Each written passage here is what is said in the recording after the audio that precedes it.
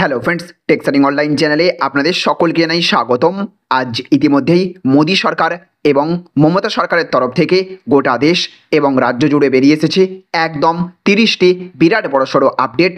আর কয়েকদিন পরেই গোটা দেশ জুড়ে হতে চলেছে হাই ভোল্টেজ লোকসভা ভোট। আর এই লোকসভা ভোটকে মাথায় রেখে বিভিন্ন রাজনৈতিক নেতা মন্ত্রীরা উঠে পড়ে লেগেছেন ভোট প্রচারে। আর এই সব মুহূর্তের মধ্যেই সরাসরি প্রধানমন্ত্রী নরেন্দ্র মোদীকে চ্যালেঞ্জ ছুঁড়ে দিলেন অভিষেক বন্দ্যোপাধ্যায়। ভোটের আগেই বিরাট কাহিনী ফাঁস করে দিলেন অভিষেক বন্দ্যোপাধ্যায়। শুধু তাই নয়, এইদিকে আবার মুখ্যমন্ত্রী মমতা বন্দ্যোপাধ্যায়কে নিয়ে বেরিয়ে আসলো আজ এক মারাত্মক অভিযোগ। ঈদের অনুষ্ঠানে যাওয়াই কাল হলো মমতার। ভোটের আগেই মমতার বিরুদ্ধে মারাত্মক অভিযোগ। একই সাথে এইদিকে আবার বিরাট বড়সড় বিপদে এবার গোটা তৃণমূল দল। একদিকে অর্জুন সিং, অপরদিকে বিভিন্ন নেতা মন্ত্রীরা দল ভাঙনের খেলা অব্যাহত রেখে বিজেপিতে যোগদান করছেন একের পর এক বড় বড় নেতা মন্ত্রীরা, যার ফলে লোকসভা ভোটে পরাজয় নিশ্চিত হতে পারে তৃণমূলের। শুধু তাই নয়, অন্যদিকে আবার আগামী 48 ঘন্টার মধ্যে ইসরায়েল ইরান যুদ্ধ নিয়ে এবার ভারতের তরফ থেকে ঘোষণা করা হলো এক বিরাট বড় নির্দেশিকা সমস্ত ভারতীয়দের জন্য, যা কিনা অবশ্যই প্রত্যেককে মানতেই হবে। সাথে সাথে এই দিকে রয়েছে অভিষেক বন্দ্যোপাধ্যায়ের ভোটে হারা নিয়ে এক গোপন চাঞ্চল্যকর ব্লুপ্রিন্ট বিজেপির।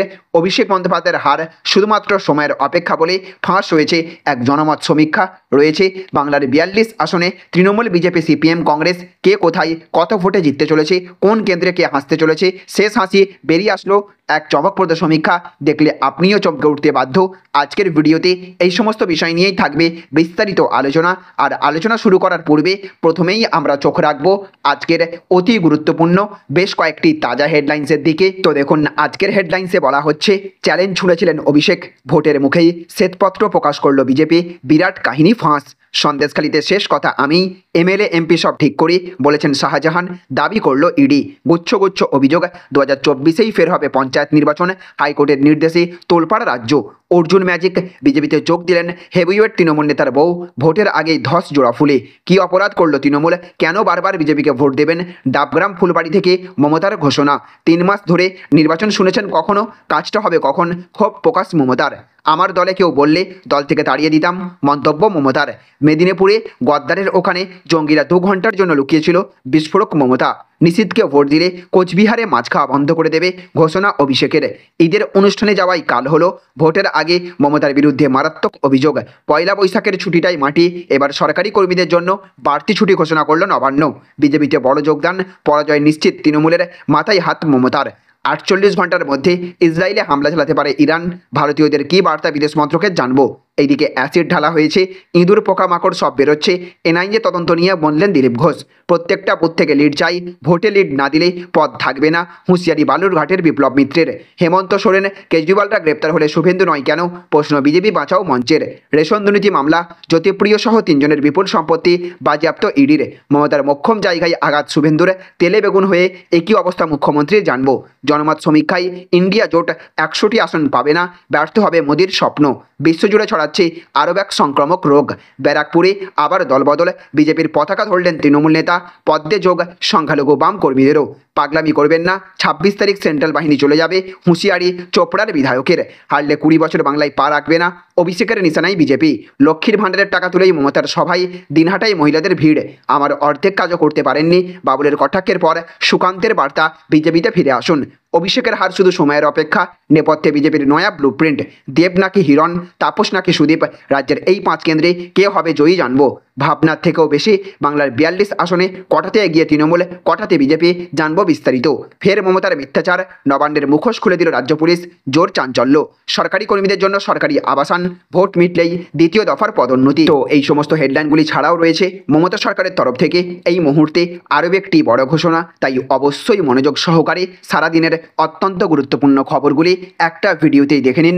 আর এই ভিডিওটি শুরু করার পূর্বে আপনাদের কাছে ছোট্ট একটা অনুরোধ, অবশ্যই এই ভিডিওটা লাইক করে দেবেন এবং জনস্বার্থে ভিডিওটিকে প্রচুর পরিমাণে শেয়ার করবেন। আর এই লোকসভা ভোটে কোন দল বাংলায় বাজিমাত করতে চলেছে বলে আপনি মনে করে থাকেন, অবশ্যই কমেন্ট বক্সে লিখে জানিয়ে দেবেন। তো দেখুন, আজকের প্রথম খবর, ঈদের অনুষ্ঠানে যাওয়াই কাল হলো। ভোটের আগে মমতার বিরুদ্ধে মারাত্মক অভিযোগ। তো ভোটের মুখে ফের অস্বস্তিতে তৃণমূল শিবির, দুয়ারে লোকসভা নির্বাচন, হাতে সপ্তাহখানেক সময়। এই পরিস্থিতিতে দাঁড়িয়ে ঈদের অনুষ্ঠানে কেন এবার মুখ্যমন্ত্রী মমতা বন্দ্যোপাধ্যায়ের বিরুদ্ধে কমিশনে নালিশ পদ্ম শিবিরের? তবে ঈদের অনুষ্ঠানে যাওয়ার জন্যও কি অভিযোগ? বিজেপির দাবি ভোটের আবহে ধর্মীয় ভাবাবেগকে ভোটের কাছে লাগানোর চেষ্টা করছেন মমতা।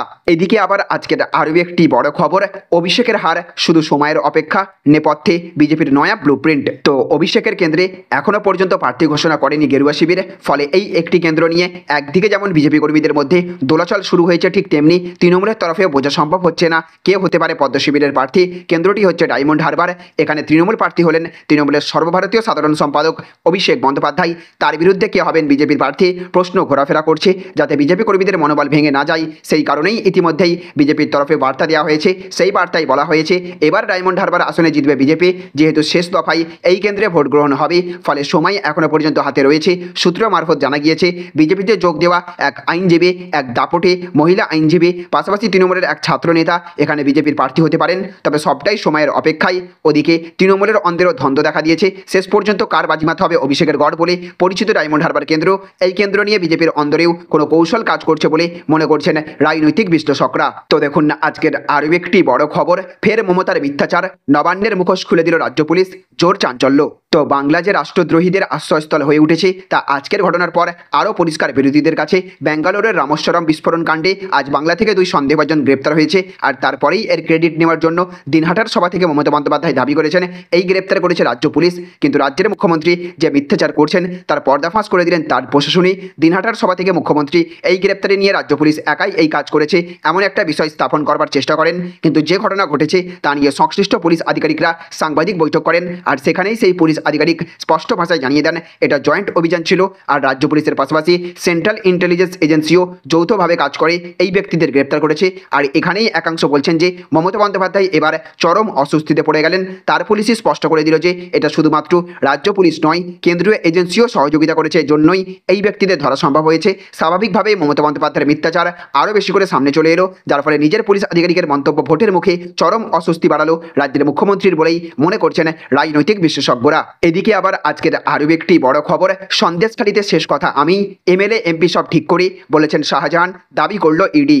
তো সন্দেশখালীতে তিনিই শেষ কথা। সেখানকার বিধায়ক থেকে শুরু করে সাংসদ কে কোন পদ দাঁড়াবেন এবং নির্বাচিত হবেন সব তিনিই ঠিক করে দেন। শাহজাহান শেখ জেরাই এমনটাই জানিয়েছেন বলে দাবি করেছে ইডি। সূত্রের খবর আদালতে ইডি তাদের বক্তব্য লিখিত আকারে জমা দিয়েছে। সেখানেই শাহজাহানের এই দাবির কথা জানানো হয়েছে। অন্যদিকে ইডি হেফাজতে জোর করে বয়ান লিখে নেওয়া হয়েছে বলে দাবি করে আদালতের দ্বারস্থ হয়েছেন শাহজাহান নিজে। কেন্দ্রীয় তদন্তকারী সংস্থাকে তিনি যে বয়ান দিয়েছেন তাও প্রত্যাহার করতে চাইছেন বলে শাহজাহানের আইনজীবী জাকির হোসেন ব্যাংকশাল আদালতে জানিয়েছেন। তো দেখুন আজকের আরও একটি বড় খবর, কি অপরাধ করলো তৃণমূল, কেন বারবার বিজেপিকে ভোট দেবেন?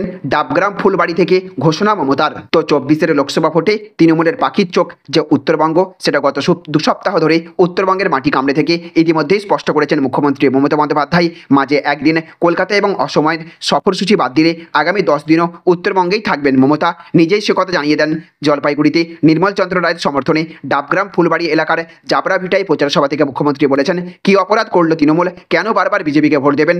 আপনাদের কি দিয়েছে বিজেপি? মমতা আরও বলেছেন পেঁয়াজ আলুর দাম কত, লাফিয়ে লাফিয়ে দ্রব্যমূল্য বৃদ্ধি হচ্ছে, এটাই মোদির গ্যারান্টি। কাজ করব আমরা, আর ওরা ধর্মের নামে স্লোগান দেবে, তাতে ফেড ভরবে তো আপনাদের। 21-এর বিধানসভা নির্বাচনে ডাবগ্রাম ফুলবাড়ির বিধানসভা কেন্দ্রে বিজেপি প্রার্থী শিখা চট্টোপাধ্যায়ের কাছে পরাজিত হয়েছিলেন শিলিগুড়ির মেয়র গৌতম দেব। এদিনের সবাই সেই প্রসঙ্গ টেনে মমতা বলেছেন আজ আপনাদের কাছে আমি একটা দুঃখের কথা বলবো, বিধানসভায় গৌতম দেবকে টিকিট দিয়েছিলেন, ওনার সবাই উপচে পড়া ভিড় হয়েছিল, কিন্তু ও জিতলো না। এটা আমার কাছে দুঃখের। কেন বিজেপি জিতলো? ওরা এখানে কি করেছে? যদি কিছু দিয়ে থাকে আমার আপত্তি নেই, কিন্তু কাজ তো করেছি আমরা।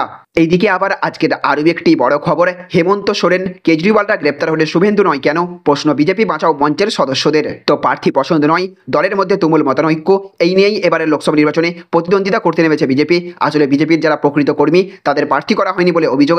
এই অভিযোগ তুলে দলীয় প্রার্থী নির্বাচনে এবার অনাস্থা জানিয়ে নোটা বোতাম টিপতে আবেদন জানালো বিজেপি বাঁচাও মঞ্চ। বিজেপি বাঁচাও মঞ্চ কলকাতায় একটি সভা করে। এদিন চমকে দেবার মতো বিষয় হলো বিরোধী দল নেতা শুভেন্দু অধিকারীর বিরুদ্ধে সরব হলেন তারা। ইডি সিবিআইয়ের এফআইআর নাম রয়েছে, তাহলে কেন তার বিরুদ্ধে ব্যবস্থা নেওয়া হবে না? কেন শুভেন্দুকে নেতা মানতে হবে? উঠছে প্রশ্ন। তো দেখুন আজকের অন্তিম আপডেট, দেব নাকি হিরণ, তাপস নাকি সুদীপ, রাজ্যের এই 5 কেন্দ্রে কে হবে জয়ী জানুন।